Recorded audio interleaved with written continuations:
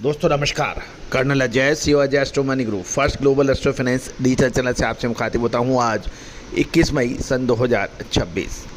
दोस्तों खबर निकल के आ रही है कि अंतर्राष्ट्रीय बाज़ारों के अंदर तेलों के भाव यानी खाद्य तेलों के बाज़ारों में बड़ी गिरावट दर्ज हो रही है। गौरतलब है कि 28 फरवरी सन 2026 के बाद कच्चे तेल में तेज़ी, अंतर्राष्ट्रीय बाज़ारों के अंदर जियोपॉलिटिकल टेंशन की वजह से खाद्य तेलों में ज़बरदस्त तेज़ी का रुख देखने को मिला था। एक तरफ समुद्री भाड़े में ज़बरदस्त इजाफा, इंश्योरेंस और दूसरे खर्चों के बढ़ने के साथ साथ करेंसीज़ के अंदर भी ज़बरदस्त उतार चढ़ाव का असर खाद्य तेलों पर देखने को मिला। इसका समय समय पर हमने आपको अपडेट दिया। अब खबर निकल के आ रही है कि आज के इस एपिसोड में हम चर्चा करेंगे मलेशियन वायदा बाजार शुद्धता ऐसी जो हर घर की पसंद बने। सुधा महेश ठक्कर, हल्दी के विश्वसनीय निर्यातक। आज ही संपर्क करें। के अंदर कच्चा क्रूड पाम तेल में ज़बरदस्त गिरावट दर्ज हो रही है। जानिए रिपोर्ट विस्तार से। दोस्तों खबर निकल के आ रही है कि बुर्सा मलेशिया डेरिवेटिव एक्सचेंज यानी BMD पर आज कच्चे तेल के दामों में यानी CPO के में अगस्त वायदा अनुबंध में भारी गिरावट दर्ज की गई। ग्लोबल खाद्य तेलों बाज़ारों में कमजोरी और कच्चे तेल की बाजार में उतार चढ़ाव के कारण और सुस्त निर्यात मांग के कारण पाम तेल के बाज़ारों में चारों तरफा दबाव देखा गया।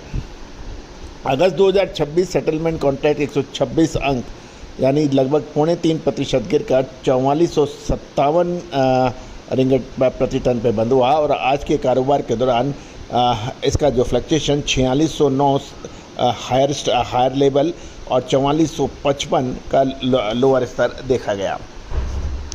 दोस्तों मलेशियन का पाम तेल की गिरावट के कई कारण हैं। उसमें प्रमुख ये रहा कि चीन के खाद्य तेलों के बाज़ार में मंदी देखी गई। चीन के डलियन कमोडिटी एक्सचेंज यानी DC पर सोया तेल लगभग 0.5% और पामोलिन लगभग 0.81% की गिरावट देखी गई, जिससे बाज़ार की धारणा को कमज़ोर कर दिया।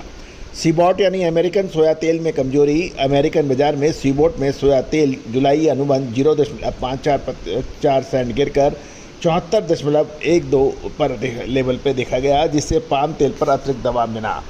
दूसरी ओर WTI क्रूड ऑयल के अंदर भी आज ज़बरदस्त उतार और चढ़ाव देखा गया। साथ साथ मजबूत मलेशियन मुद्रा यानी रिंगिट के डॉलर के मुकाबले मजबूती के कारण भी पाम तेल में गिरावट देखी गई। USD MYR 3.96 लेवल को टच किया है। करेंसी मजबूत होने से निर्यात की कॉम्पिटिटिवनेस घट जाती है, जिससे मांग पर असर पड़ता है। साथ साथ यदि हम फंडामेंटल कुछ देखें तो बाज़ार के विश्लेषकों के अनुसार रिंगिट 4500 का स्तर एक बेहद महत्वपूर्ण सपोर्ट लेवल था और इसके नीचे जाने से शॉर्ट टर्म ट्रेंड कमज़ोर हो गया है। अब बाज़ार के लिए अगला सपोर्ट 4444 और 4325 रिंगिट देखा जा रहा है। रिकवरी के लिए बाज़ार 4500 के ऊपर टिकना अहम माना जा रहा है। ये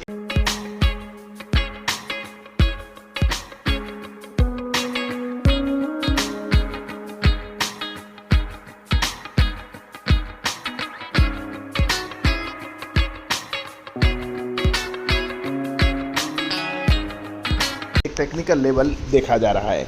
सप्लाई और डिमांड की स्थिति की भी हम बात करें तो इंडोनेशियन B50 बायोडील योजना, मलेशिया का B15 कार्यक्रम लंबी अवधि के लिए बाज़ारों को सपोर्ट तो दे सकता है, लेकिन शॉर्ट टर्म में कोई राहत अभी दिखाई नहीं दे रही है। इसके अलावा दक्षिण अमेरिकन सोया तेल से भी कड़ी प्रतिस्पर्धा और कमज़ोर निर्यात आंकड़ों ने खरीदारों को सतर्क कर दिया है। दोस्तों दूसरी ओर भारतीय मुद्रा के अंदर भी बड़ा उतार चढ़ाव देखने को मिल गया है और अब आने वाले दिनों के अंदर खाद्य तेल एक निर्णायक मोड़ के ऊपर देखा जा सकता है। आज कांदला बंदरगाह के भाव भी हम आपके लिए लेके आए हैं। जानिए दोस्तों, कांदला बंदरगाह पर क्रूड पाम तेल 1384 रुपये के भाव देखे गए हैं।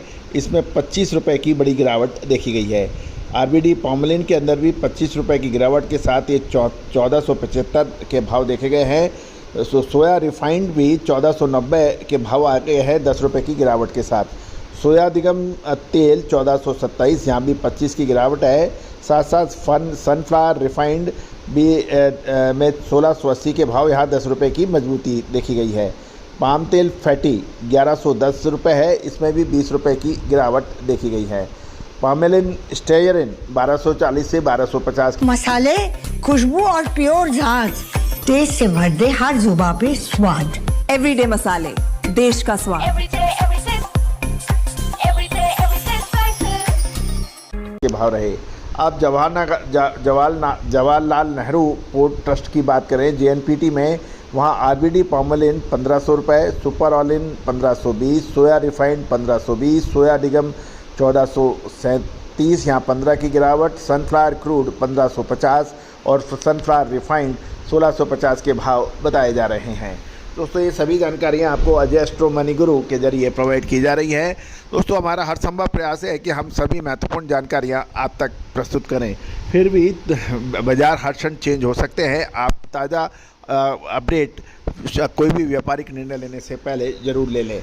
All the very best, good luck, happy trading.